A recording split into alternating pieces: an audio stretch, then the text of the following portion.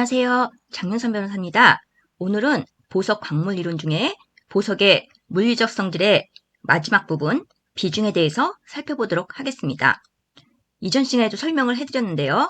보석의 물리적 성질에는 비중, 경도, 인성, 벽계, 당구가 있습니다. 벽계와 당구, 경도와 인성은 다 이전 시간에 살펴봤고요. 이제 물리적 성질 중에서 마지막 남은 비중에 대해서 살펴보도록 하겠습니다. 자, 비중이라는 건 영어로 SG 이렇게 표현을 해요. 4도씨 표준 대기압하에서 어떤 물체의 무게와 동일한 체적의 물의 무게의 비율인데요. 이렇게 말로만 쓰면 좀 많이 헷갈리죠? 직접 실습을 해보면 어떻게 되는지 금방 알 수 있어요. 단위가 없어요. 뭐 그램이라든가 미터라든가 이런 식으로 캐럿이라든가 다 단위가 붙잖아요.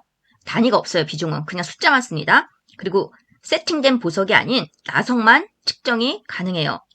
비중에서는 4도씨 표준 대기압하라는 거, 이거는 지문에서 잘 나오니까 꼭 알아두셔야 되고요.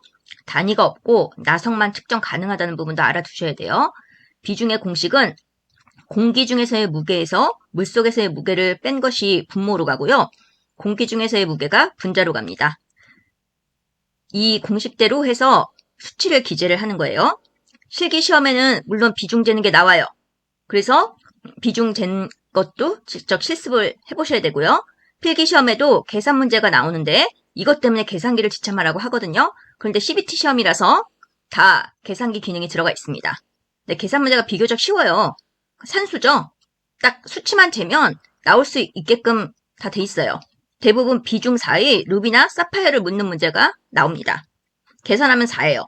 제가 기능사 시험 볼 때는 사파이어가 지문에 있었고 이번에 산업기사 시험 볼 때는 루비가 지문에 있었어요. 다 비중 4인 보석을 찾는 거였어요. 그러니까 비중을 측정하는 방법은 크게 정수법과 중액법이 있어요. 실기시험에서는 정수법을 사용하고요. 필기시험에서는 중액법을 묻는 문제도 나옵니다.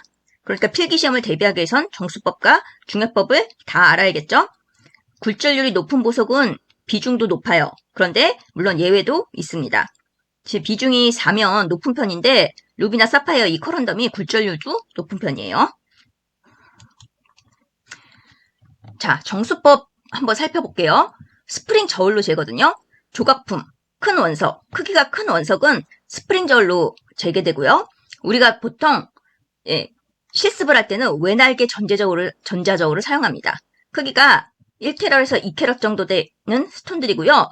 실기시험에서는 이 빨간색으로 제가 표시한 외날개 전자저울을 쓰게 돼요.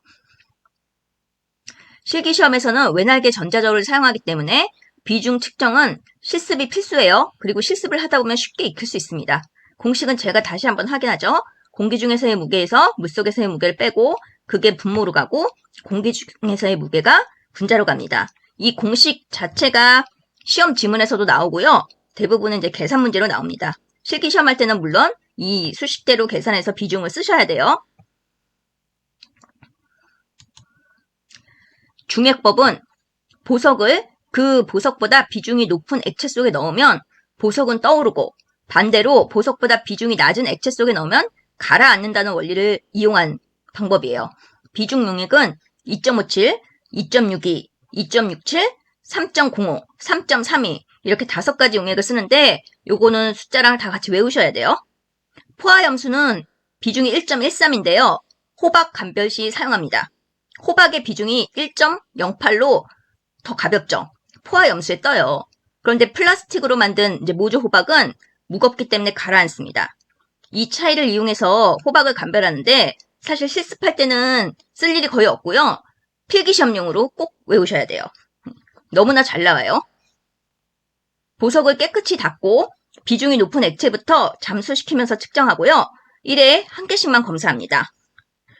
보석이 뜨는 경우는 부유한다고 표현하는데 보석의 비중이 중액보다 낮으면 가벼우니까 뜨겠죠. 현수는 보석이 중간 높이에 멈춰있는 경우인데 보석의 비중이 중액과 같으면 중간 높이에 멈춰 있어요. 그걸 현수라고 표현해요. 잠수는 말 그대로 보석이 가라앉는 겁니다. 보석의 비중이 중액보다 높다. 그러니까 결국 보석이 무겁기 때문에 잠수하겠죠. 비중액에서 꺼낸 보석과 트위저는 항상 깨끗이 해야 합니다. 3.32 비중액은 옥화 메틸렌이고 요거는 필기시험에 잘 나오니까 요거는 좀 외워두셔야 돼요. 지시석이 들어가는데 중액의 수치가 변화되는 것을 예방하고 정확한 비중치를 맞추기 위해 비중이 비슷한 보석을 사용합니다. 그래서 3.3 용액에는 오카 메틸렌온에 3.05 용액에는 적색 전기석과 녹색 전기석을 넣고요. 전기석은 투어멀린이에요. 2.67 용액은 백수정과 칼사이트, 2.62 용액은 아게이트와 백수정, 2.57 용액에는 아마조나이트 아게이트인데 지금 요번에 저 산업기사 시험 볼 때 이 2.57 용액에 넣는 지시석이 나왔었어요. 비중을 묻는 문제라서 사실 보석들의 비중을 외우면 쉽게 맞출 수가 있습니다. 비중이 비슷한 보석들이에요. 자, 중액병은 무색 투명하고 가급적 병목이 높은 유리병을 사용합니다. 중액의 변색을 막기 위해 작은 금속 동편을 넣어두는데 구리 조각이에요. 제가 빨간색으로 표시했죠? 필기시험 지문에 자주 나오는 것들이에요. 중액은 휘발성이 있고요. 빛에 예민합니다. 암 냉장소에 보관하셔야 되고 중액의 기압가스는 독성이 있으므로 환풍이 잘 되는 곳에서 사용하셔야 돼요. 안전성을 위해서 가급적 나무 상자 속에 보관하는 것이 좋습니다. 중액의 양은 병의 3분의 2 이상 채워서는 안 되고요. 큰 보석이라도 잠길 수 있는 깊이를 가져야 합니다. 특히 제가 빨간색으로 표시한 것들 위주로 외우시면 될 것 같습니다. 자, 중액 검사 시 주의를 요하는 보석들이 있어요. 다공성이 심한 보석은 색이 변할 수 있고요. 플라스틱 모조 호박은 보석이 연화될 수 있습니다. 더블릿, 트리플릿 보석은 접착층이 용해될 수 있고요. 진주, 산호, 호박 등 유기질 보석은 표면 광택이 변할 수 있습니다. 일부 염색 보석은 탈색될 수 있어요. 소달라이트, 라피스라줄리는 역시 탈색될 수 있습니다. 그래서 이런 보석들 지금 빨간색으로 표시한 보석들은 중액 검사하면 되겠어요? 안 되겠어요? 안 되겠죠. 그래서 보석 종류들을 좀 외워두셔야 돼요. 주요 보석의 비중을 암기하면 시험에 편해요.